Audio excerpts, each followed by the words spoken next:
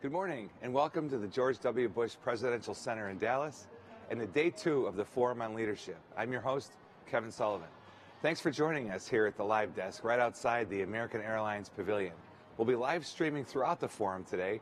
Tune in on Facebook, Twitter, YouTube, or bushcenter.org. You can also follow the conversation on social media with hashtag MyChargeToKeep. And post a photo on Instagram or Twitter with the hashtag MyChargeToKeep.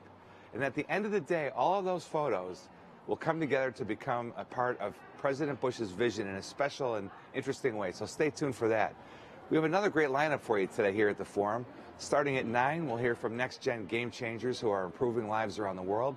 At 10, the governors of Colorado and New Mexico are on deck to talk about governing in the 21st century. At 12:30, we're on to a panel about veteran leadership.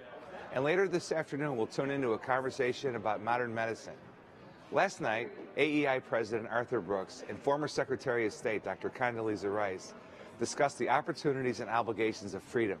Here with us now is Ong Jaw Mo, a graduate of the Bush Center's Liberty and Leadership Forum. He traveled all the way from Burma to deliver his personal testimony, his story, at last night's event. Welcome, Ong Jaw Mo, and thank you for joining us here at the live desk. Thank you very much for hosting me. It must have been, well, what did it feel like last night to get up there and tell your story in front of 350 people, including President and Mrs. Bush sitting in the front row? What was that like? It was very much exciting and also inspiring. And President Bush and Ms. Bush, Dr. Condoleezza Rice, is someone I admire very much. So to be speaking in front of them, it was an extraordinary thing for me. And it was really inspiring as well to listen to them, the way they lead people, the way they visions the nations and the globe, and it was really exciting and lifetime experience for me to be speaking in front of them. Well, you inspired a number of people with your courage and your story in the audience last night too. So let's get to your story. We came to first know you here at the Bush Center through the Liberty and Leadership Fellowship Program, which is a program for leadership development for young leaders in your home country of Burma. So tell us about your experience in the program. Yes, the experience, if I started to talk about the experience, it's going to be like hours and hours, but I'm going to put it in a nutshell to hit the most important point. And to be part of LLF, it was a fascinating experience for me in my lifetime again. And I met so many good people that I didn't know before from my own country. I met the team here in Bush Institutes, and also the professor from SMUs, and who doesn't only teach, they inspire you every day with the different method of teaching and the way they interact with you. It's just not an academic program. It's equip you with all the leadership qualities that you need to lead a business, a nations, a society, and so it was really a great experience for me, and I am dedicated to get engaged with Bush Institutes as long as I am living on this earth. Well, what was interesting about that is your class took a tour of the Coca-Cola plant here in Dallas, which led to you being hired by Coca-Cola Myanmar for a senior manager position. And yet, while you were thriving in that job, based on your experience here, you felt another calling to help those who are suffering under human rights violations in Burma. So tell us about this life change that you made to start the Center for Social Integrity in Burma. Well, it was surprising for me when I get an email from Coca-Cola saying there's this opportunity and they want to discuss with me on the opportunity. And just after 1 month of my trip, that I'm back to Burma after visiting Coca-Cola here in Dallas. So I was thinking, I already in my mind set up how Center for Social Integrity is going to look like, and I was with limited resources, I was struggling with the organizations at that time. Getting that call from Coca-Cola, so I had to take a decision at that point.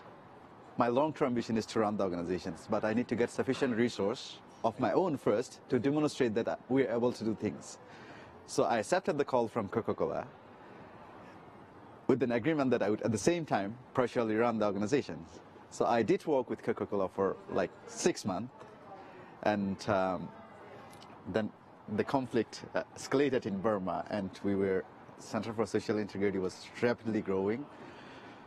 So then I came to another decision point that I had to take, which is very difficult. Either I go 100% with Center for Social Integrity, or I still work for both organizations. But I knew that if I was too much multitasking myself, I would not be good at any of those and will not be delivering to the maximum degree that I would be able. So I took what I'm very much passionate about, like serving for the people, serving for those who are mostly in need. So I left Coca-Cola and 100% I was on board with CSI. So while Burma is moving from decades of military dictatorship to becoming a transitioning democracy, there are still horrible human rights violations there, including for the Rohingya people, which are your people. So tell us about what you're doing with the Center for Social Integrity to help the Rohingyas, but also everybody in Burma who is suffering for human rights abuses. So my organizations mostly target for those who are mostly in need, physical or mental support that we give. And one of those groups that are mostly in need is Rohingya. And we all suffered from a dictatorship for almost 50 years.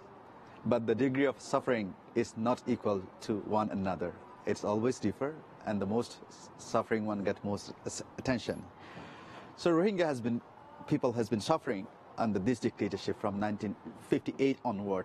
Like every day you see different restrictions, different abuses, different until today. So 2017 was the worst that I have seen in my life. And so for Rohingya also, there are legal restrictions that the government put in place for them, but at the same time there are social restrictions that the society put for them, which weaken the society to have a solid leadership to integrate itself to a bigger community.